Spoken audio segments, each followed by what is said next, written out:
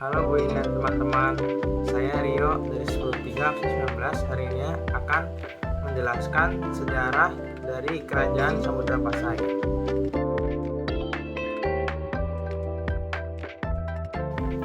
Awal mulanya itu pada abad ke-11, di mana Samudra Pasai itu dipimpin oleh suatu dinasti bernama Meurakair yang dipimpin oleh Raja Mahmud Syah dan Raja terhina yaitu Nazimuddin Al-Kamil.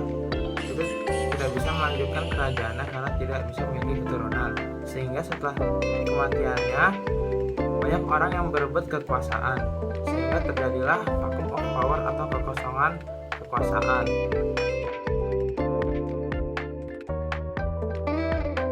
Nah, setelah itu pada abad ke-13 dipulihkan oleh dinasti Murasilo yang dipimpin Sultan Malik Al-Saleh.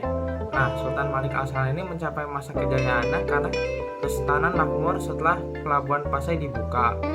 Lalu kekuatan angkatan darat dan lautnya itu sudah terstruktur dan kuat. Lalu digantikan oleh Muhammad Malik Az-Zahir. Nah, Muhammad Malik Az-Zahir ini mencapai masa kejayaan juga karena memiliki hubungan dagang dengan Cina, India, dan Benggala dengan memperdagangkan lada, kapur barus, beras, dan emas. Nah, setelah itu kepemimpinannya digantikan oleh anaknya yaitu Mahmud Malik Az-Zahir yang mencapai masa kejayaan juga karena perdagangannya berkembang pesat menjadi pusat perdagangan internasional.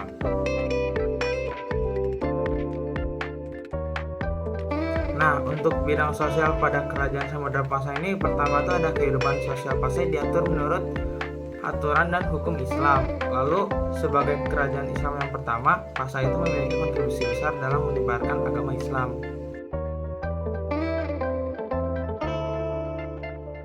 Lalu kita akan membahas bidang politik pada Kerajaan Samudra Pasai. Pada masa awal abad ke-11 itu dipimpin oleh Raja Mahmud Syah dan Raja terakhirnya Nazimuddin Al-Kamil yang tidak memiliki keturunan yang menyebabkan kekosongan kekuasaan atau vacuum of power. Terjadi perebutan kekuasaan dan kemunduran kerajaan karena tidak ada penerusnya. Nah, jadi kondisi politiknya ini tidak stabil, kacau, dan perebutan kekuasaan akibat tidak ada penerus. Lalu ada masa pemulihan dan kebangkitan itu pada abad ke-13 didirikan kembali oleh Murasilo yang dipimpin oleh Sultan Malik Al-Saleh. Nah, itu terjadi pembentukan struktur militer darat yang sangat kuat, stabilitas politik tercapai karena pemimpinan kuat dan berkembangnya pelabuhan Pasai. Jadi kondisi politik di saat itu sudah stabil, terstruktur dan kuat di bawah kepemimpinan Sultan Malik Al-Saleh. Nah, untuk bidang ekonomi dari Kerajaan Samudra Pasai itu sudah dijelaskan bahwa Muhammad Malik Az-Zahir ini sudah memperluas hubungan dagang dengan Cina, India, dan Benggala. Lalu pada Muhammad Malik Az-Zahir ini membuat Samudra Pasai menjadi pusat perdagangan internasional. Jadi ekonominya sudah sangat kuat di masa itu. Nah, sekarang kita masuk ke topik yang terakhir yaitu faktor runtuhnya Kerajaan Samudra Pasai.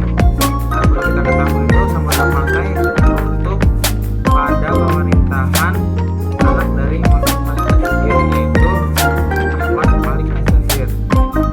Akibat melemah karena serangan ekspansi dari Kerajaan Majapahit selama 3 hari 3 malam, lalu ada pemberontakan internal yang mengakibatkan perang saudara. Lalu Samudra Pasai meminta tolong dari Malaka, tapi mereka tidak tahu bahwa Malaka sudah ditaklukkan oleh Portugis, sehingga Samudra Pasai pun ditaklukkan oleh Portugis dan akhirnya menjadi bagian dari Kesultanan Aceh yang merupakan bagian dari Samudra Pasai.